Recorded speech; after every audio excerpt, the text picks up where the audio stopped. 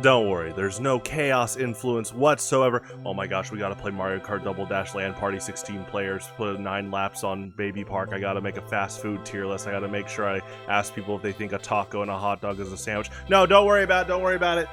No chaos here.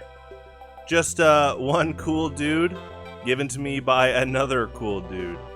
Seriously, props to the Marvel development team for making this. I know that they had some people they partnered with to kind of make a Marvel vs. Capcom line. Obviously, they didn't have Capcom characters, that's their own brand, but they're able to do kind of the Marvel side, which is really cool. And once again, I brought it up, but Jonathan Spotwood, he's been my competitive fighting game mentor since 2011, and he gifted me that. You know, I've brought up recently about how much of an impact surprise gifts can take people, can really help make the world a better and safer place, and that's not a joke. And, you know, obviously Christmas and birthdays, you know, great times to give great gifts, but it's those gifts outside of that I think can really make an impact. They really, not only is it, you know, a kind gift from a person in general, but it's often a person being thoughtful. They understand what another person might like, what their interests are. And in this case, you know, he surprised me with this. I was gonna order a Shuma Gorath figure because it has a limited time window, but he told me, oh, don't worry about that, man, I got you. And so that was the surprise, is that him telling me, hey, don't worry about it, I got you. I think he was trying to wait to show me in person, but yeah, in that case, I love that character so much. I'm glad I told him, but that was so awesome. It was heartwarming and great. He's a great guy, great father, great just general person. Family man, definition of a good family man. You know, I know he loves Street Fighter, and he followed Guile's advice well. I have noticed a trend quite a few years now. If you go on YouTube, there is a trend where people are finding the samples used for a lot of Super Nintendo and Nintendo 64 music.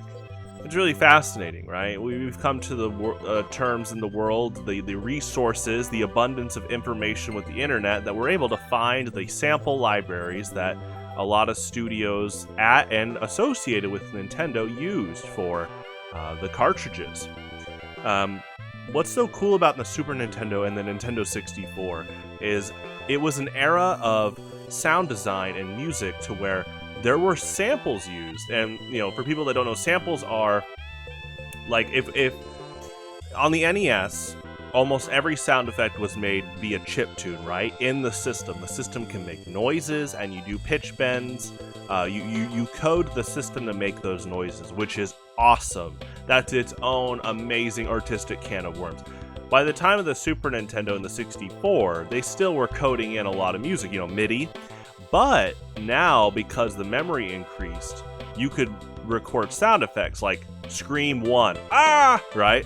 Take that, and then it's bit crush, right? You compress it to fit it inside the cartridge. You know, in audio engineering school, one of our big factors when we did projects was how good our polish was when it comes to compression. Compression is huge. Audio experts across the world, you go to recording studios, you record an album, you record a game, you record a movie, and most often in the case of, you know, working with these engineers, they're going to be using Pro Tools, Logic, or Ableton, and they're going to be using some form of compression. It's just a good way to do smart engineering. It's able to really add a layer of polish to it. And so the Super Nintendo and the 64 really was this amazing lightning in a bottle moment in time.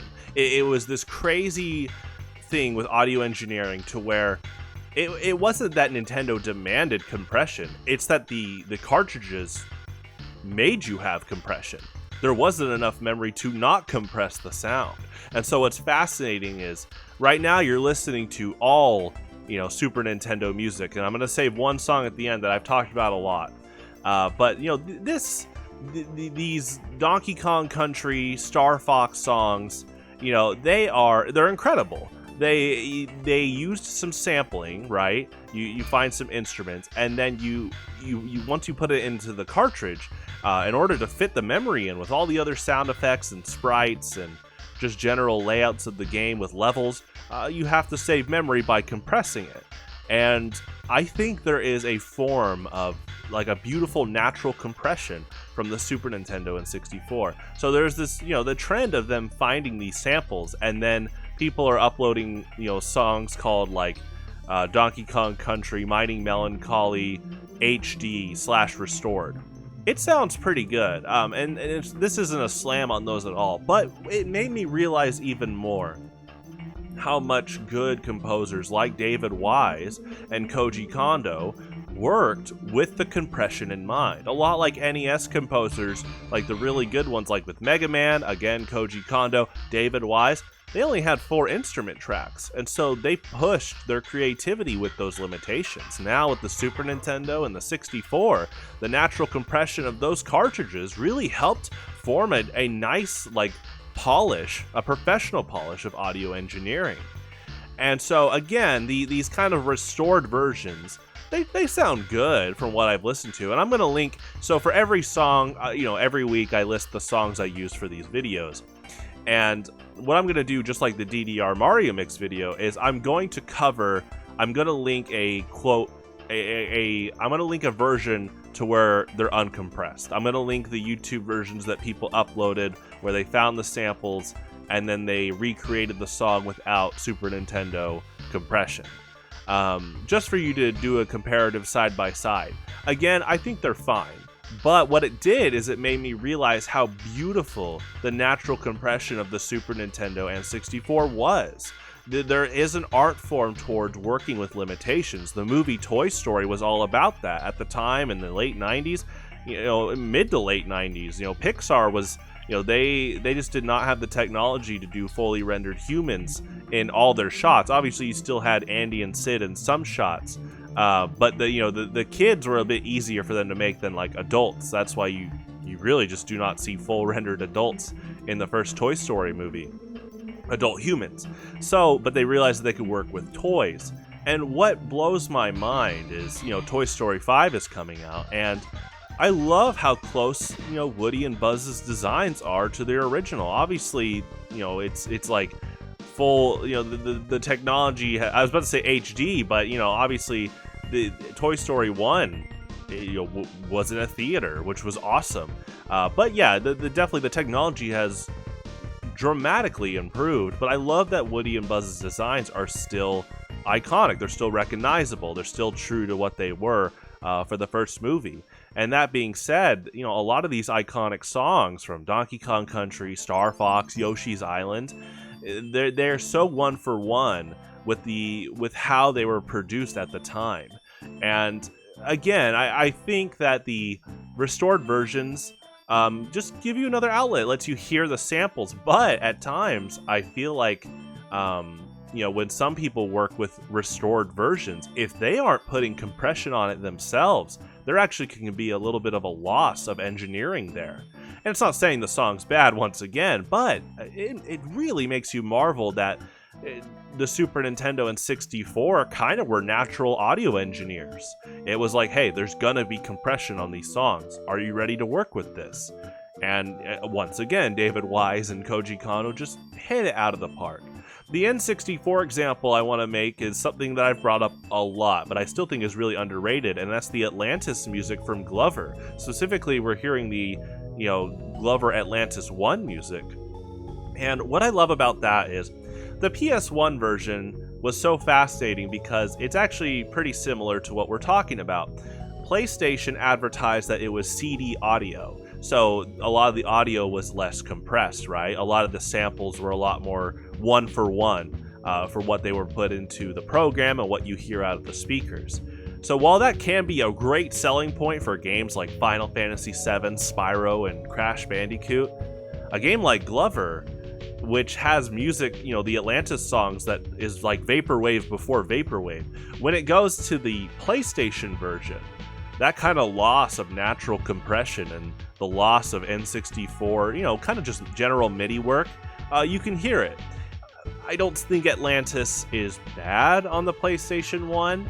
It's just more about I heard how good it was on 64, and it was one of those beautiful examples. It's almost like a sacrificial example. It's like, okay, the PlayStation Atlantis levels are going to take a bit of a hit here.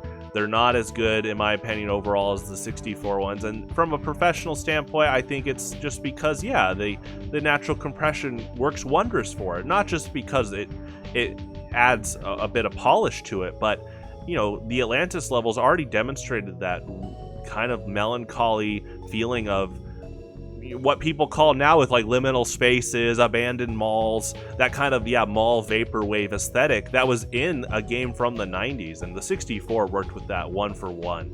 I'm a big advocate on that kind of art form, and I think it's really cool that to this day you can go back and play Super Nintendo and N64 games and not only, you know, bask in how awesome the natural compression is for a lot of the music and audio work, but honestly, it's cool seeing people from newer generations listen and jam out to, you know, Jungle Japes from Donkey Kong Country 1, to the overworld music from Yoshi's Island. And that stuff's compressed and people love it.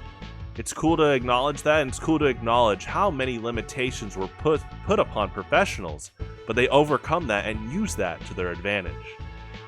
I love Mondays.